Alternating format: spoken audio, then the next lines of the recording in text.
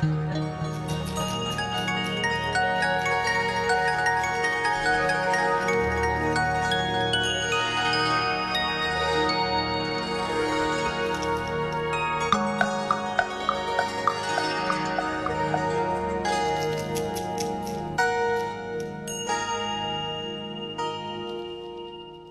otra noche, durante tu charla, me di cuenta de lo terco y cabezota que soy.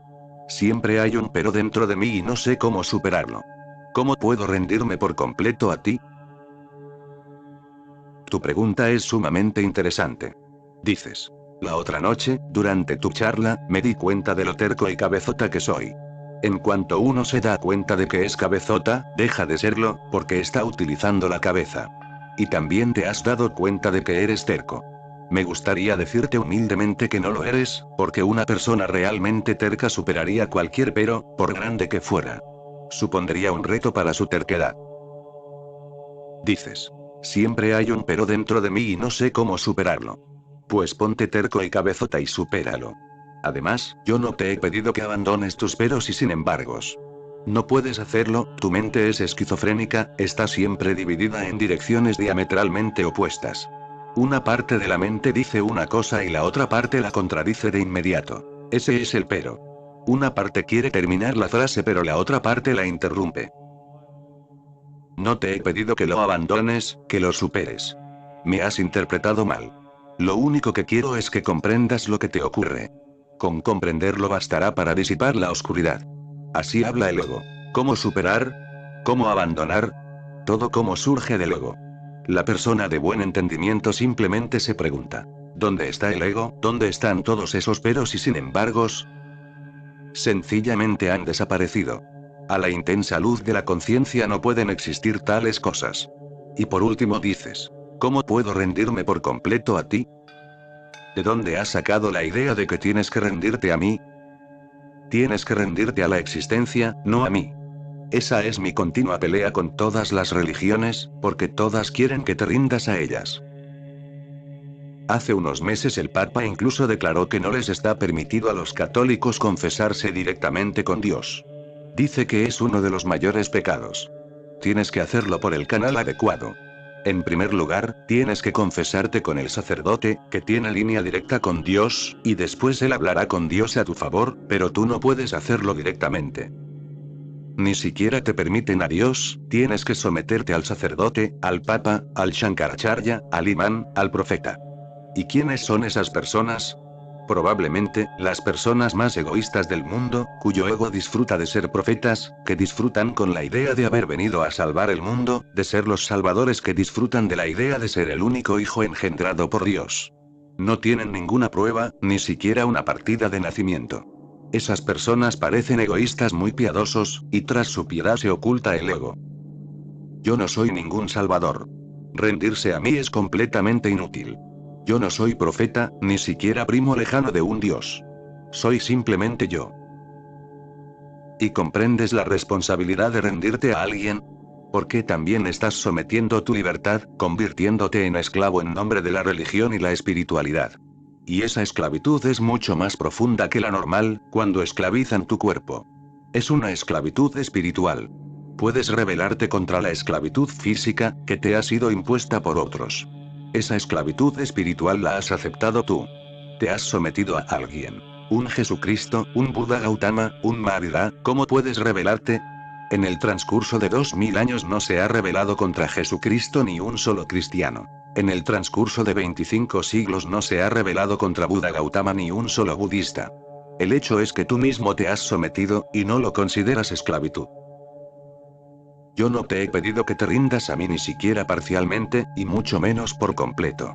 Ríndete a la existencia, a las estrellas, los mares y las montañas, y ellos no te mantendrán en cautiverio. Te darán libertad y te cubrirán de bendiciones. La existencia entera se convertirá en tu hogar. Ríndete al todo. Esa rendición tiene cierta importancia, porque desaparece el ego. Y la rendición solo puede darse por completo. No puede ser parcial. No puedes decir me rindo a la existencia al 20, al 30%. No es un trato comercial. No es negociable. O el 100% o el 0%. Esas son las dos únicas alternativas. Pero recuerda que jamás debes rendirte a una persona. Por mucho que alardeen, todas están hechas de la misma sangre y la misma carne que tú. Solo algunos especialmente astutos, falsos e hipócritas se aprovechan de tu inocencia, dicen que eres una de sus ovejas y se hacen pastores. Y a ti te gusta que te llamen oveja, no te sientes humillado y no comprendes que te están insultando espiritualmente. Por el contrario, piensas que es algo para alegrarse que el pastor, el único hijo de Dios, te haya aceptado. En primer lugar, no existe prueba alguna de Dios. En segundo lugar, tampoco existe prueba alguna de que tenga esposa. En tercer lugar, tampoco existe prueba alguna de que haya engendrado un hijo. En las escrituras se le califica de omnipotente, y se conforma con dar vida a un solo hijo durante toda la eternidad. Y no creo que sepa nada de métodos de control de natalidad, porque no existían al principio, cuando estaba creando el mundo. Él no los creó, desde luego. Ni Dios existe, ni existen los mensajeros de Dios, ni los profetas de Dios, ni los hijos únicos engendrados por Dios. Todas esas personas solo tienen una cosa más que tú. Sus enormes egos, tan grandes que llegan a autoconvencerse de cualquier ilusión, de cualquier alucinación. La mejor manera de convencerse de una ilusión es transmitírsela a la gente. Cuando unas cuantas personas empiezan a creer en ti, y siempre hay gente dispuesta a creer. La gente cree en cualquier cosa. Visitantes interplanetarios de 10 centímetros de estatura, de color verde, que vienen a la Tierra. Los seres humanos están dispuestos a creerse cualquier estupidez porque están tan vacíos que si algo parece llenarlos, a quien se está ahogando, incluso una pajita le parece una tabla de salvación.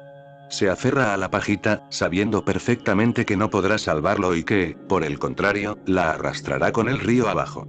Todas tus creencias no son sino pajitas a las que te aferras porque sabes que te estás ahogando.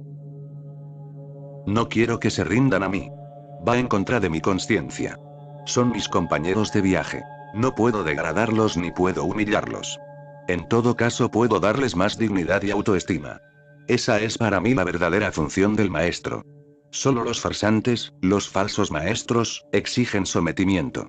Cierto, yo también predico el sometimiento, pero no a mí, sino al todo. Y les resultará más fácil someterse a ese cosmos infinito, hermoso. Así desaparecerán los peros. Pero jamás te sometas a lo que no sea el todo. Si lo haces, serás un esclavo. Esa es la esclavitud a la que está sometida la humanidad desde hace miles de años. Yo enseño la libertad, no la esclavitud. Yo les enseño la totalidad en la forma de vivir, y les enseño el respeto, el amor y la gratitud hacia el todo. Debes de haber sacado esa idea de las falsas escrituras que continuamente escriben los ignorantes. Son tan ignorantes que no pueden tener conciencia de su propia ignorancia, y por eso no paran de proclamar tonterías. Como esas cosas se han repetido muchas veces, casi han llegado a ser verdad. Cuidado con la psicología de las masas y cuidado con el pasado de la humanidad. Es feo, terriblemente feo. Por desgracia los heredamos, pero por suerte pueden desheredarnos. Puedes desvincularte del pasado y empezar una vida con un enfoque completamente distinto que esté en sintonía con la existencia, no en sintonía con la Biblia, ni con el Corán, ni conmigo, sino en sintonía con la existencia en su totalidad. A menos que sintonices con el pulso universal, hagas lo que hagas no podrá decirse que sea espiritual.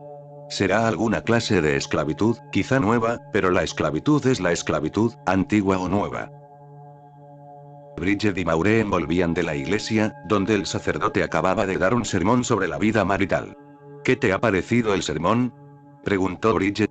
Ojalá supiera yo tan poco del matrimonio como él, contestó Maureen. Es un mundo extraño. Quienes no están casados, quienes han hecho voto de castidad para toda la vida, enseñan a los demás la vida marital, y esos idiotas los llaman padre. ¿Padre de quién? Todas las escrituras religiosas que enseñan a vivir son obra de personas que han renunciado a la vida. No conocen ni los rudimentos de la vida y son unos cobardes, porque han huido de la vida, de sus luchas y sus retos, y predican el significado esencial de la vida, los fundamentos de la vida. Personas que no han amado a nadie escriben auténticos tratados sobre el amor. ¡Qué mundo tan raro! Y esas personas tan raras no se paran a pensar ni un momento que no tienen autoridad para hablar sobre algo que no han experimentado, pero satisface el ego predicar y aconsejar, aunque no se tenga ni idea de lo que se habla. En una ocasión me invitaron a una conferencia religiosa. Antes de mí habló un monje jainista que dijo cosas preciosas, pero noté sus vibraciones, repetía las cosas como un loro. No sabía nada. Lo demostraban sus ojos, su cara, sus gestos, sus palabras. Eran huecas, vacías, aunque estuvieran sacadas de las escrituras. Yo tuve que hablar después.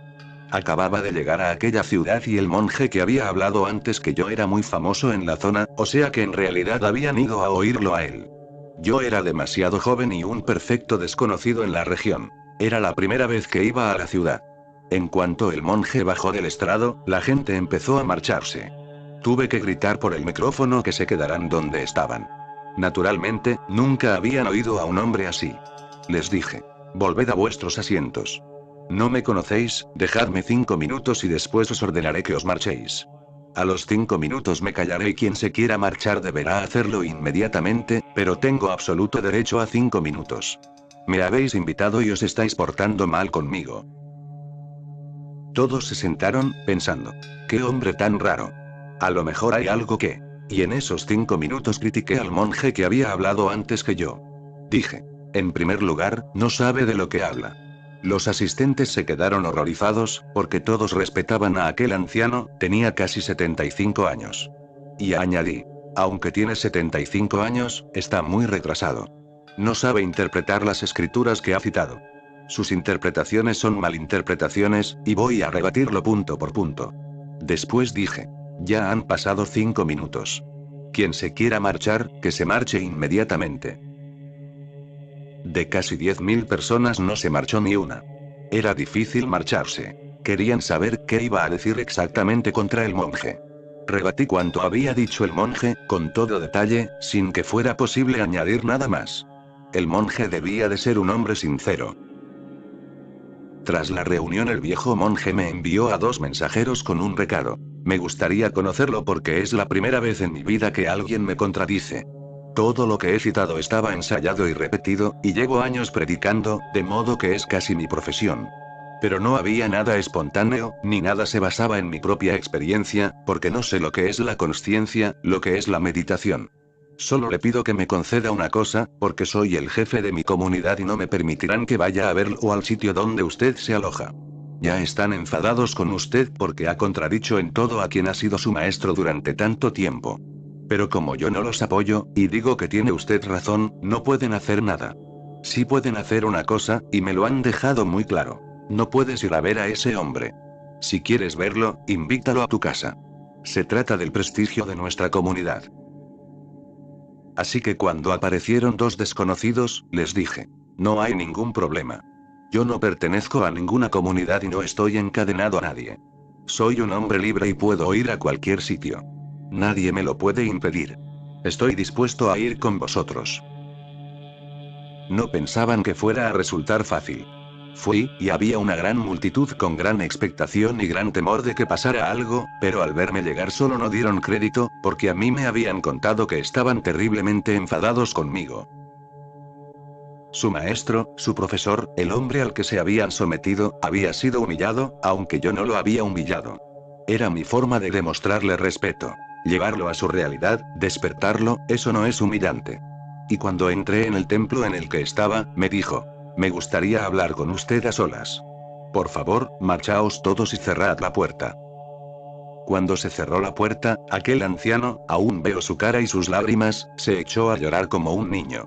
No desespere. Aún hay tiempo, le dije. Él replicó: pero he perdido 75 años, y nadie me había dicho que solo repito cosas como un papagayo. Al principio también sentí cierta rabia, y el ego herido, pero después pensé que era mejor escuchar todo lo que tenía usted que decir. Y mientras lo escuchaba, poco a poco comprendí que tenía razón, que no me conozco a mí mismo.